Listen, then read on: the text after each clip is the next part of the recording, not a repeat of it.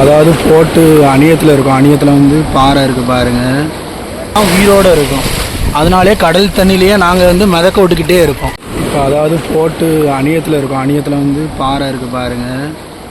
குழம்புக்கும் சரி பொரிக்கிறதுக்கும் சரி சூப்பராக இருக்கும், வேறு லெவலில் இருக்கும்.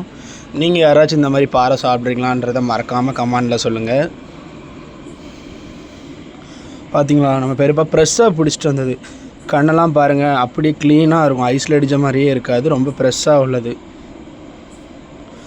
அதே மாதிரி உங்கள் யாருக்காச்சும் பாறை தான் பிடிக்கும், பாறை தான் விரும்பி சாப்பிடுவீங்கன்னா சனிக்கிழமை ஞாயிற்றுக்கிழமை வந்து மீன் எடுக்க போவாங்க. ரேட் ரொம்ப பயங்கரமாக இருக்கும். நான் ஏற்கனவே சொன்ன மாதிரி வெள்ளிக்கிழமை போனீங்கன்னா உங்களுக்கு ரேட்டு கொஞ்சம் கம்மியாக இருக்கும். அதாவது இன்றைக்கி நம்ம பெரியப்பா 3 வலை கொண்டு போயிருந்தாங்க பாருங்கள். தம்பி மீன் கழிச்சிட்டு இருக்கான். இப்போ அந்த வலைக்கு மேலே ஒரு சங்கு ஒன்று வச்சுருந்தான் தம்பி.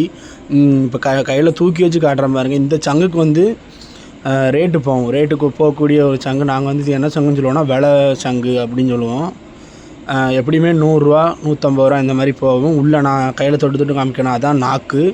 சங்குக்கு வந்து நல்ல சங்குக்கு வந்து உள்ள நாக்கு இருந்தால் கொஞ்சம் ரேட்டு கொஞ்சம் நல்லாவும் போகும். ஏன்னா நாக்குக்கு தனியான ரேட்டு, சங்குக்கு தனியான ரேட்டு போடுவாங்க. அதனால் நம்ம நாக்கோடு தான் இது பண்ணுவோம். இப்போ பாருங்கள், இப்போ மேலே நண்டு அந்த அண்ணன் வந்து மேலே எடுத்து வச்சுட்டு இருந்தாங்க. நண்டை பார்த்திங்களா எவ்வளோ அழகாக க்ளீனாக இருந்துட்டு உயிரோடு தான் இருக்குது. ஆனால் இந்த நண்டுகள் வந்து அவ்வளோவா ஓடாது. ஆனால் ஒரு நண்டுகள் எல்லாமே உயிரோடு தான் இருக்குது. அதாவது எதுக்கு போட்டில் முன்னாடி வந்து நாங்கள் இந்த கச்சா மாலை கெட்டி போட்டிருக்கோன்னா, சிங்கிரால் தெரியுதா, சிங்கிரால் வந்து கடல் தண்ணியிலே இருந்தால் தான் உயிரோடு இருக்கும். அதனாலே கடல் தண்ணியிலேயே நாங்கள் வந்து மிதக்க விட்டுக்கிட்டே இருப்போம். உங்களுக்கு பார்த்தாலே தெரிஞ்சிருக்கும், நம்ம தண்ணிக்குள்ளே தான் போட்டிருக்கோம்.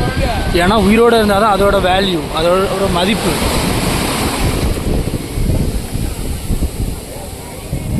தெரியுதா, சிங்கிரால் வந்து தண்ணிக்குள்ளே தான் நம்ம போட்டிருக்கோம். அதே மாதிரி பார்த்துக்கிட்டிங்கன்னா சிங்கிரால் டேஸ்ட்டு வேறு லெவலில் இருக்கும். குழம்பு வைக்கிறனாலும் சரி, பொரிக்கிறதுனாலும் சரி, கிரேவிக்கு சூப்பராக இருக்கும். அதே மாதிரி நீங்கள் வந்து சிங்கிரால் வந்து பார்த்துக்கிட்டிங்கன்னா வெளியே பார்க்குறதுக்கு தான் பெருசாக இருக்கும். நம்ம உடச்சி அதில் வந்து உள்ளே அதோட சதையை நம்ம எடுக்கும் போதில் கொஞ்சம் சின்னதாக தான் இந்த மாதிரி இருக்கும். ஆனால் டேஸ்ட்டு சூப்பராக இருக்கும். அதே மாதிரி யாராச்சும் சிங்கிரால் எடுக்கிறீங்க அப்படின்னா உயிரோடு உள்ளதை யாரும் எடுக்காதீங்க. ஏன்னா உயிரோடு இருக்கும்போது வந்து ரேட் அதிகமாக போகும். அதனால் இறந்தது வந்து ரேட்டுகள் ரொம்ப கம்மியாக போகும். பாதி பேர் கொடுப்பாங்க, பாதி பேர் கொடுக்க மாட்டாங்க. முடிஞ்ச அளவுக்கு இறந்தது வேணால் வாங்கி வேணால் ட்ரை பண்ணி பாருங்கள், சூப்பராக இருக்கும்.